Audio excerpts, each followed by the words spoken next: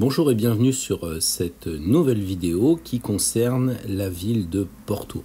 Peut-être que vous aurez remarqué Sandman, le Porto, qui est un des symboles, le merveilleux breuvage du Porto, symbole de la ville qui porte le même nom et qui a d'ailleurs donné son nom au pays, le Portugal. Alors le Porto, très célèbre, est distingué en deux, le Porto blanc et le Porto rouge. Et je me suis dit, est-ce que cette ville serait pas Gémeaux? Parce qu'effectivement, savoir si une ville a un signe astrologique correspondant est une des questions qui m'est souvent posée, probablement après avoir écrit et décrit lors de Nîmes décrypté le thème de la ville de Nîmes.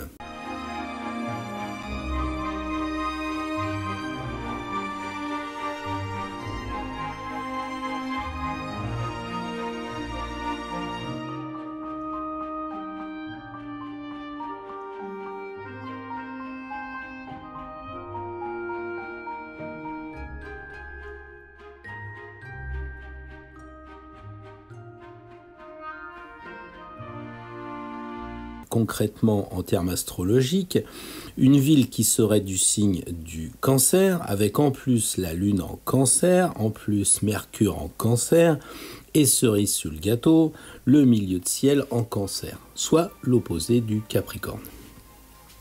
Alors quand je regarde ce pont, je me dis, on a plutôt l'impression que c'est le zodiaque, et au sommet de ce pont, on imagine, on sait, en tant qu'astrologue ou pas astrologue chevronné, que tout en haut correspond au signe du Capricorne.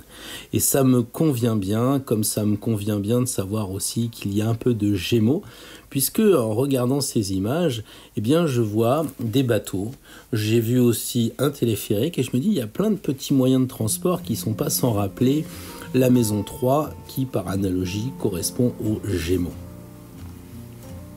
Les caves de Porto font forcément penser à cette ambition de la ville d'être mondialement connue grâce à ce doux breuvage qui fait un apéritif magnifique. Donc plutôt quelque chose d'assez ambitieux, d'assez capricorne une fois encore. Cela dit, quand on regarde aussi la ville, on voit, je l'ai déjà dit, beaucoup de moyens de communication différents. Et si nous avons les bateaux sur le fleuve Douro, voici maintenant un drôle de tramway. Vous voyez, il date de très longtemps, donc qui dit le temps dit le Capricorne. Mais ce moyen de transport original en rajoute au signe des Gémeaux.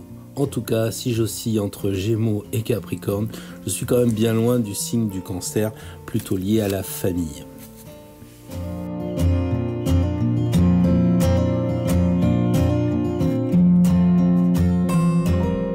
À quelques kilomètres du Douro, l'océan Atlantique. Peut-être que c'est de cet endroit que se sont élancés les conquistadors avec Vasco de Gama ou Henri le Navigateur. Je ne sais pas, mais je vois quand même une ouverture vers la conquête de nouvelles terres. Et la terre, c'est le Capricorne. Et devenir presque aussi fort que les Anglais pour conquérir le monde, il y a bien sûr pour moi, là aussi, du Capricorne en ce qui concerne cette ville de Porto et peut-être même du Portugal.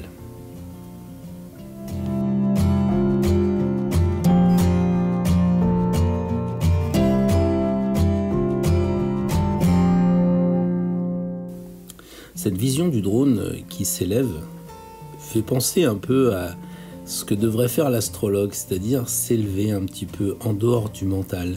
Parce que retenir simplement la date de constitution d'un pays me semble un peu douteux. Les États-Unis, puisque tout le monde sait que la fête américaine c'est le 4 juillet, ils seraient aussi Cancer. Et vous imaginez les Américains Cancer ? Peut-être un peu famille et protecteur, on va dire en termes politiques, mais en dehors de cela, quand vous voyez tout ce qu'ils ont fait sur la conquête sur la Lune, la rébellion contre les Anglais, les innovations technologiques, futuristes, avant-gardistes, on peut se mettre quand même un petit peu en doute de savoir si les États-Unis sont bien du signe du Cancer et pas plutôt du signe du Verseau, Et pourquoi pas du signe des Gémeaux, puisque eux, ils ont les Kennedy qui étaient des Gémeaux, ce sont des gens qui s'amusent beaucoup, ils ont un président qui est Gémeaux, on a les World Trade Center qui représentaient très clairement le signe des Gémeaux. La France, si on s'en tenait à sa date de naissance, c'est la dernière constitution, donc d'octobre 1958, nous fait dire mais pourquoi on retiendrait cette date-là plutôt qu'une des nombreuses constitutions françaises qui l'ont précédée? Est-ce que la France ne participe pas à quelque chose de plus ancien, plus lointain? Si on regarde la France, on se dit la fête nationale avant le 14 juillet c'était un 15 août en Lyon. Napoléon est né un 15 août aussi. Le luxe, tout ce qui va toucher les parfums comme Dior, la mode comme Pierre Cardin, on a vraiment beaucoup de symptômes qui font dire qu'on est assez lion. On peut ajouter aussi que le français aime les arts, la fête, les plaisirs, toutes ces caractéristiques du lion. Et donc il est intéressant de se dire que au-delà de la date de naissance de 1958 qui correspondrait à notre 5e République, il faut prendre de la hauteur et aller plus loin dans l'analyse du thème d'un État ou même d'une ville. Ici à Porto, les moyens de communication, la ville étudiante, tout ce qui est très ludique, très jeune, nous fait penser quand même au signe des Gémeaux, ce premier signe d'air. Et j'aimerais bien savoir de votre côté ce que vous en pensez. On voit qu'il y a beaucoup d'air qui est brassé par tous ces moyens de transport. Le fleuve, évidemment, signe d'eau, mais qui nous amène énormément d'énergie avec les bateaux qui circulent sans cesse. On a même carrément les voitures qui rentrent dans la montagne, le Capricorne, moyen de communication et montagne. C'est quand même assez impressionnant de voir cette liaison entre les deux. Encore une fois, tout ce qui touche la montagne, le Capricorne, et puis les déplacements, des petits déplacements quand même, cet aspect plutôt Gémeaux.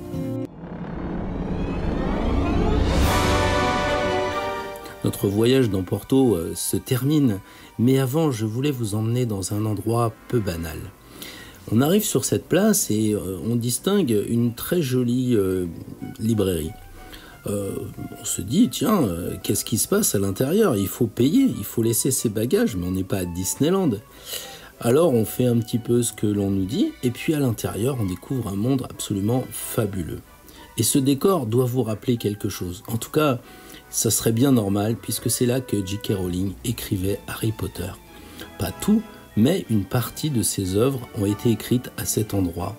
Et c'est vrai que quand on regarde ces petits personnages, quand on regarde la découpe de cet escalier central, on ne peut pas s'empêcher de revoir les films ou de revoir les écrits de J.K. Rowling, normalement écrivaine avec le soleil en lion, donc une personne du signe du lion, également avec un ascendant en Verseau, donc quelque chose d'assez original, c'est le moins qu'on puisse dire, et puis un nœud nord en Gémeaux, donc le talent de l'écrivain, le talent de la lecture.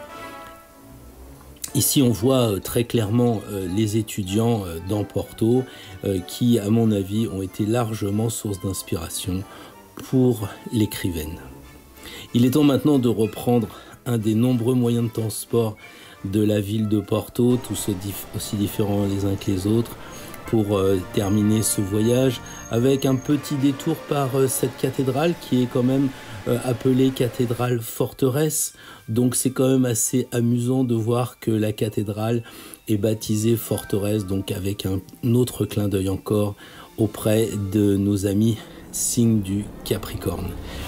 Il est temps aussi de repartir vers le soleil qui se couche au fin fond de Douro.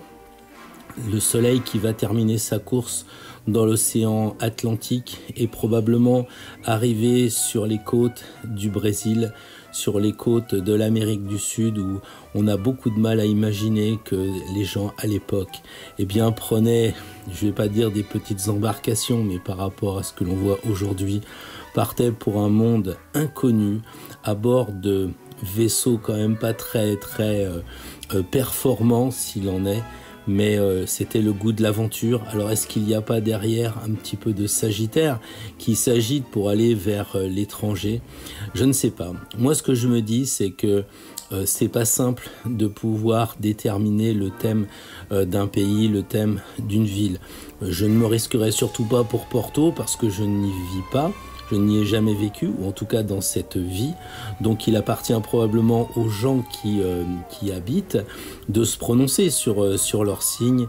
Et je crois que c'est un petit peu ce que peut nous dire l'astrologie. C'est pas fait de choses très scientifiquement prouvées, éprouvées. C'est avant tout une science humaine qui se rapproche beaucoup plus de la psychologie plutôt que des mathématiques, même s'il faut bien calculer les orbes, les sextiles et les carrés.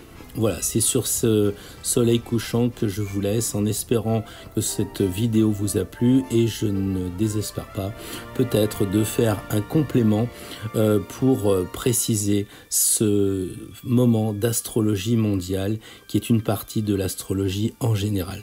Donc si ça vous a plu, un pouce bleu, abonnez-vous si ça n'a pas été déjà fait pour que l'on voit si on continue, si on va toujours plus loin sur le chemin de l'astrologie. En tout cas, merci de nous avoir écoutés jusqu'au bout et à très bientôt.